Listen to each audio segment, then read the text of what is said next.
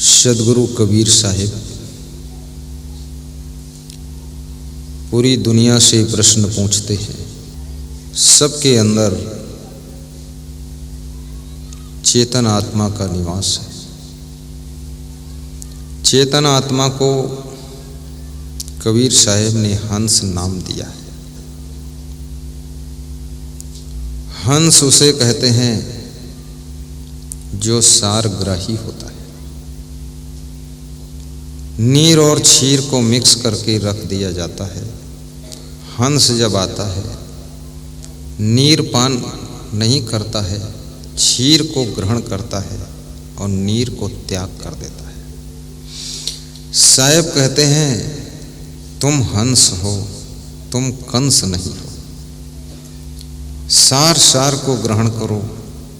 संसार में दारू भी है, दूध भी है, लेकिन दारू को त्याग कीजिए और दूध को ग्रहण कीजिए। संसार में प्रवचन भी है और प्रपंच भी है। प्रपंच को त्याग कीजिए और प्रवचन को श्रवण कीजिए। संसार में गालियाँ भी हैं और भजन भी है। गालियाँ बोलना बंद कीजिए और भजन गाना शुरू कर दीजिए। संसार में ज्ञान भी है और अज्ञान भी है। अज्ञान से बाहर निकल आइए। ज्ञान के आंगन में अपनी जिंदगी को रोशनी से पूर्ण कीजिए। संसार में गलतियां भी हैं और अच्छाइयां भी हैं। गलतियों का त्याग कीजिए और अच्छाइयों को ग्रहण कीजिए। क्रोध भी है और करुणा भी है। क्रोध में रहोगे जिंदगी नरक हो जाएगी। करुणा से भर जाओगे जिंदगी स्वर्ग हो जाएगी। लोभ भी है और उदारता भी है। उदार बनोगे कोई चीज़ की कमी नहीं रहेगी। लोभ में फंसोगे सुख शांति भी नष्ट हो जाएगी। वासना भी है और उपासना भी है। वासना के कीड़े बनोगे जिंदगी सब पीड़ा में बीत जाएगी। और उपासना में यदि डूब जाओगे तो जिंदगी धन्य हो जाएगी। जिंदगी धन्य हो जाएगी।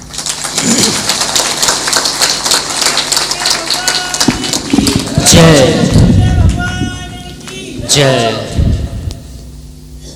संसार में भोग भी है और योग भी है। भोगों के बीच में संयम रखिए और योग साधना के अनुसार जीवन को चलाइए तो जिंदगी के दुख भी सुख में बदल जाएंगे। युक्ताहार विहारस्य युक्त चेष्टस्य कर्मसु युक्त स्वप्नाओ बोधस्य योगो भवत दुःखः। श्री कृष्ण कहते हैं सारी जिंदगी में योग ही योग है। और योग है वहाँ संयोग है और संयोग है वहाँ वियोग है। और जिंदगी में बहुत बार ऐसे क्षण आते हैं जो नया नया प्रयोग भी है, सदुपयोग भी है, दुरुपयोग भी है। उस योग को सिद्ध कीजिए जिससे जीवन धन्य होता है। सबसे पहले श्री कृष्ण कहते हैं अपने आहार विहार पर ध्यान दीजिए। आपके घर में ऐसी चीज बनाइए जिसको देवताओं का भी भोग लग सके। अचानक कोई संत आ जाए तो वो भी भोग लगा सके। अचानक कोई महान भक्त मीरा जैसा, सेवरी जैसा, ध्रुव प्रहलाद जैसा आ जाए, उसको भी आप खिला सको। आपकी रसोई में मांस, मछली, अंडा पकना नहीं चाहिए। आपके घर के सदस्य बाहर मार्केट में जा कर के भी मीट ना खाएं। खाना है तो जाम फल खा लें, कलाकंद खा लें, जलेबी खा लें, पोहा खा लें, राजस्थान की मशहूर कचौरी चटनी खा लें, लेकिन ये चीज़ें ना खाएं। जब आपके घर में किसी की मृत्यु होती है तो जब तक मुर्दा घर में रहता है तब तक रसोई में चूल्हा नहीं जलाया जाता है और भोजन नहीं खाया जाता है। मुर्दे को घर से बाहर ले जा कर के खेत में शमशान घाट में दफन करके फिर लौट कर स्नान करके तब जा कर के वहाँ भोजन का प्रोग्राम शुरू होता है। लेकिन धिक्कार है उन लोगों को, बकरे को मारकर, मुर्गे को मारकर, गाय को मारकर, भैंसा को मारकर, चिमगोदड़ को मारकर, फिर उसको मुर्दा करके फिर उसको घर की रसोई में पकाते हैं उस मुर्दे को, और उस मुर्दे को मुंह में टुकड़े टुकड़े रख करके चबा करके पेट में पहुंचा देते हैं।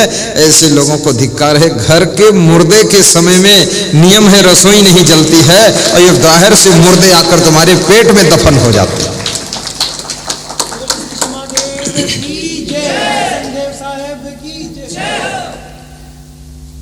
शंकर भगवान भवानी जी से कहते हैं, राक्षस वह नहीं जिसका जन्म लंका में होता है, और वे सभी राम नहीं है जिनका जन्म हिंदुस्तान में होता है। राम और रावण के लक्षण होते हैं। हिंदुस्तान में भी बहुत से रावण पैदा हो चुके हैं, लेकिन उनके 10 शीश नहीं, एक ही शीश है। एक ही शीश में गजब के रावण बने हुए हैं।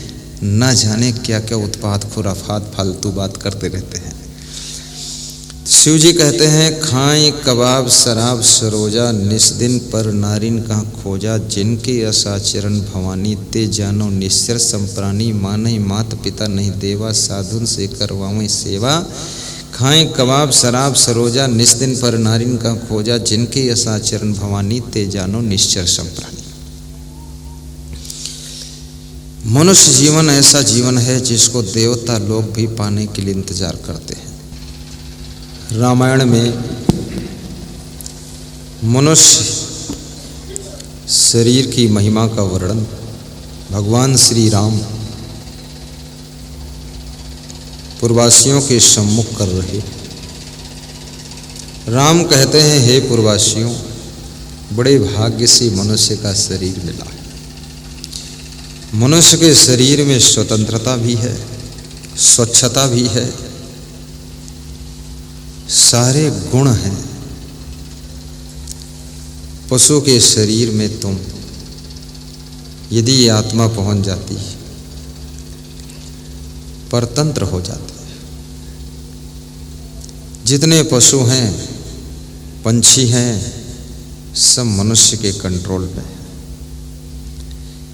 जो मनुष्य सबको कंट्रोल करता है, बड़े बड़े वाहनों को कंट्रोल करता है, ट्रेन को कंट्रोल करता है, एरोप्लेन को कंट्रोल करता है, अपने घर को कंट्रोल करता है, वही मनुष्य जब खुद को कंट्रोल नहीं कर पाता है तो उसकी जिंदगी में दुख प्रारंभ हो जाते हैं।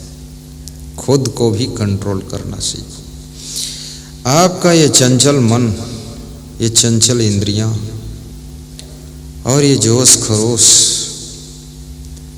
कभी आपका मन काम वासना की ओर बेतहाशा भागता है, कोई विवेक नहीं है, उल्टा पल्टा सोच आती है, उससे ब्रेक लगाइए, कंट्रोल कीजिए। कभी आपका मन क्रोध की ओर ज़्यादा बढ़ जाता है, इतना क्रोध आ जाता है कि तुम अपनी माँ को भी गाली दे देते हो, माँ के ऊपर हाथ उठा देते हो, सासू के ऊपर थप्पड़ तुमसे उठ जाता है। अब कितनी बहुओं ने तो सासू के पीठ पर बेलन भी मारा है।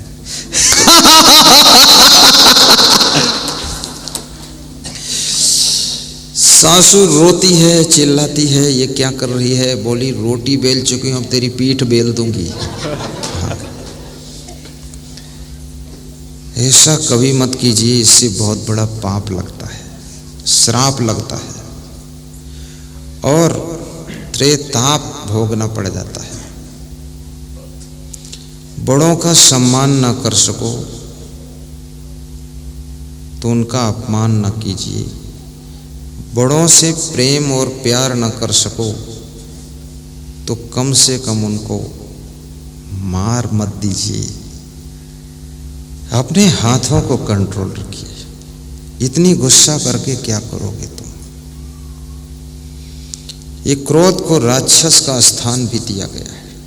श्री कृष्ण श्रीमद् भगवत गीता में कहते हैं, भगवान उवाच, भगवान बोले, हे अर्जुन, अज्ञानम चा अभिजातस्य पार्थ संपदम आसुरी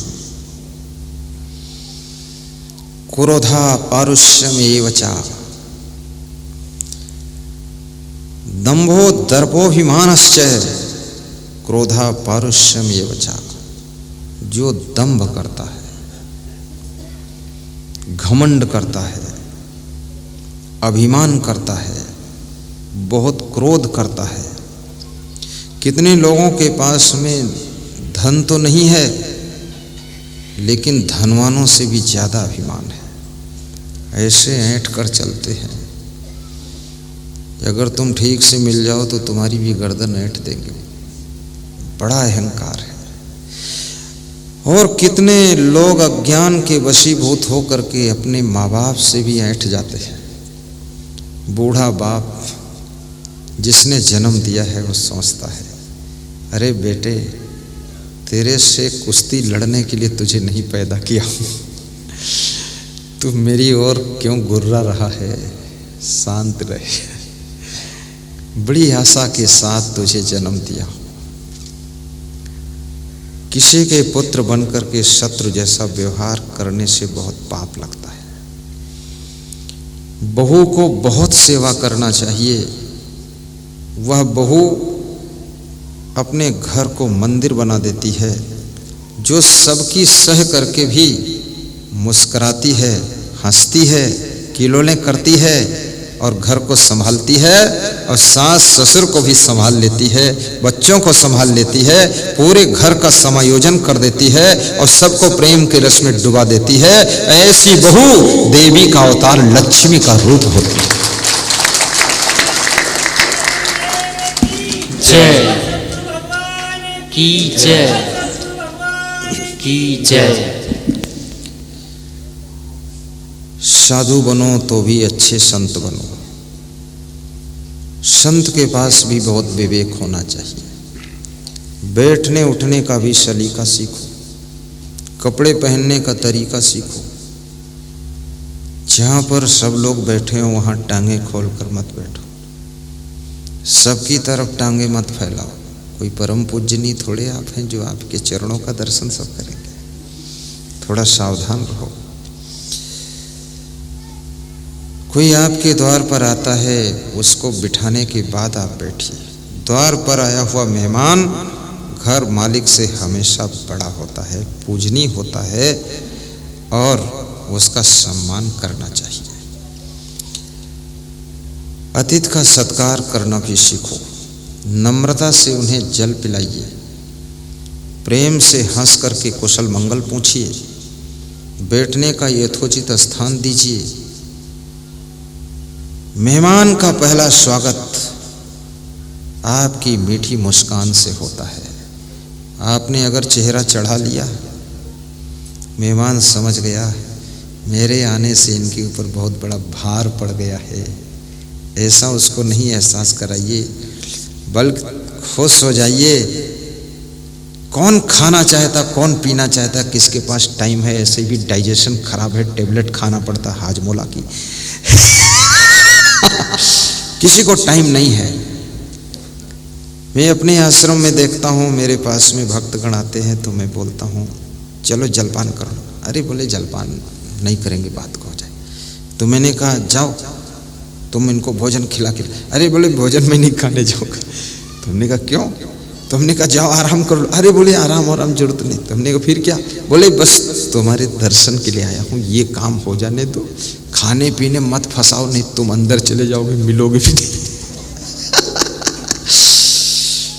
कोई खाने के लिए आता ही नहीं है। आज की तारीख में सबके घर में खाने पीने का इतना भरा हुआ है कि चूहे भी खा खा कर बीमार हो रहे हैं, वो भी भरपेट खाते हैं।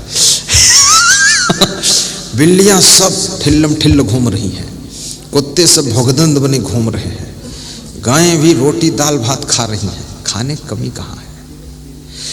ये हमारा सौभाग्य है कि आश्रम की धरती पर जब भक्त एक पूड़ी ग्रहण करता है तो आश्रम की शोभा बढ़ जाती है। और जब किसी गृहस्थ के घर पर कोई मेहमान, कोई अतिथि, कोई संत आ करके एक रोटी खा लेता है तो इसका गृहस्थ धर्म पूरा हो जाता है, गृहस्थ धर्म पूरा हो जाता है। और कोई महान सदगुरु आकर अगर आपके घर में आधा गिलास दूध पी ले वो भी बहुत है। कोई महान सदगुरु आए उसको बहुत ज़्यादा ज़बरदस्ती भी मत खिलाना, रख तो देना सब आइटम और रख के थोड़ी देर चले भी जाना, ताकि शर्म आती होगी खाने में तो अकेले हम खा ले जितना खाना।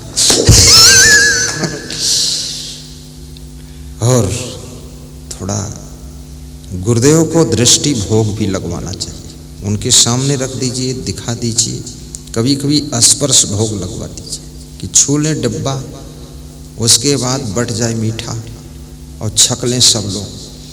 आज मेरे पास करीब करीब 50-60 केला दान में आए थे तो मैं सुरक्षित रखा। अभी दोपहर में सब भक्तों को बांट दिया। हमने कहा जय बजरंग बली, एक एक केला खा लो। और ये भी बताया छिलका गौ माता को खिलाना। केला अंदर वाला तुम खा लो, बाहर वाला गाय को खिला दो। हर चीज का सदुपयोग करना भी सीखो, दुरुपयोग मत किया करो। अपने भाई को भी सहयोग कीजिए। भाई भाई में नफरत और ईर्ष्या और द्वेष की ज्वाला मत जलाइए। देवरानी जेठानी एक दूसरे से ईर्ष्या न करिए। भाग्य अपना अपना है, कर्म अपना अपना है, स्वभाव प्रभाव अपना अपना है। जिसके किस्मत में जितनी उन्नति कर्म में होगी होगी, बाकी जो मिला बहुत है, नहीं मिला मिल जाएगा, नहीं मिलेगा तो संतोष भी है। पर अपनी देवरानी के लिए भी शुभकामना कीजिए, जेठानी के लिए शुभकामना कीजिए। एक संत दूसरे संत के लिए भी शुभकामना करे। ईर्ष्या द्वेष की ज्वाला में जो लोग जलते हैं उनकी सुख शांति जलकर भस्म हो जाती है और वह कभी जिंदगी में सुख शांति पाते भी नहीं। जय